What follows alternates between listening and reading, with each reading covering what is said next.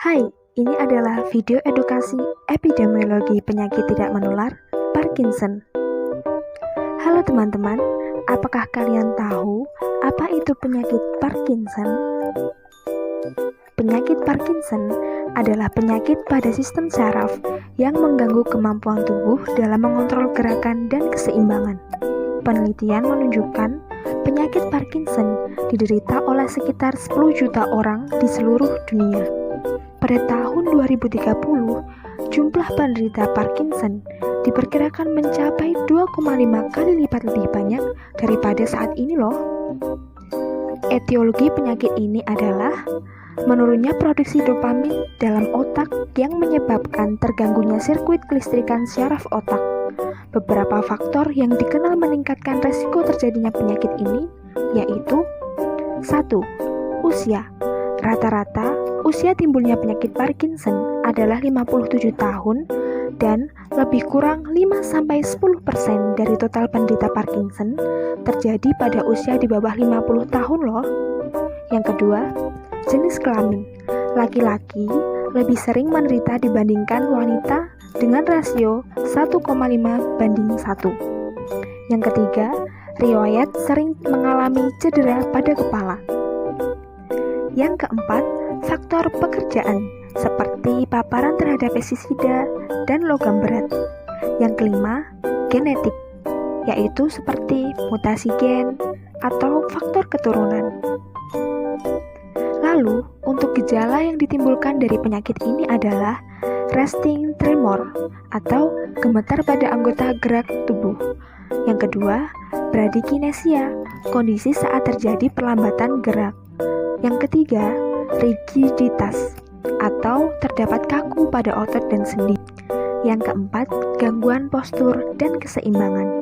Gejala ini merupakan gejala lanjutan dari 3 gejala sebelumnya.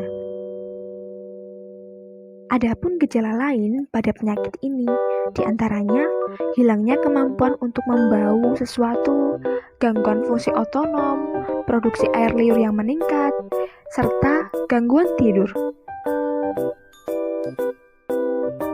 Penyakit ini dapat didiagnosa dengan melakukan pemeriksaan positron emission tomography atau PET scan dan single photon emission computed tomography atau SPECT scan. Pemeriksaan penunjang tersebut dapat digunakan untuk membedakan penyakit Parkinson dengan penyakit lain yang menyerupai seperti penyakit MSA atau penyakit PSP. Beberapa tindakan yang dapat diberikan pada penderita Parkinson diantaranya 1. Dengan memberikan obat yang mengandung levodopa, yaitu suatu presekursor hormon dopamin. Yang kedua, dengan melakukan terapi seperti fisioterapi, terapi wicara, bahkan menggunakan obat-obat psikoterapi.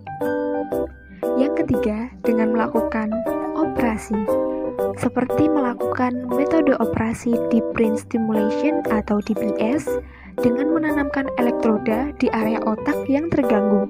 Bisa juga dengan gamma knife surgery dengan dilakukan jika pasien tidak dapat menjalani tindakan DBS. Upaya pencegahan penyakit Parkinson dapat dilakukan dengan beberapa cara loh. Di antaranya, menghindari paparan racun seperti pestisida dan herbisida, hindari trauma kepala, misalnya dengan memakai helm saat berkendara. Lalu, lakukan latihan fisik secara teratur untuk meningkatkan produksi dopamin dalam tubuh. Serta konsumsi makanan yang dapat membantu mengurangi resiko Parkinson, seperti kunyit, buah beri, apel, beberapa jenis sayuran, teh, dan anggur merah.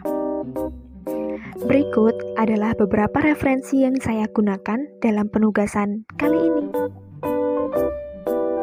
Yeay, terima kasih. Ini aku teman-teman, Antin Herlina Putri dengan NIM P174102130066, tingkat 2 RMIK Politeknik Kesehatan Kemenkes Malang. See you!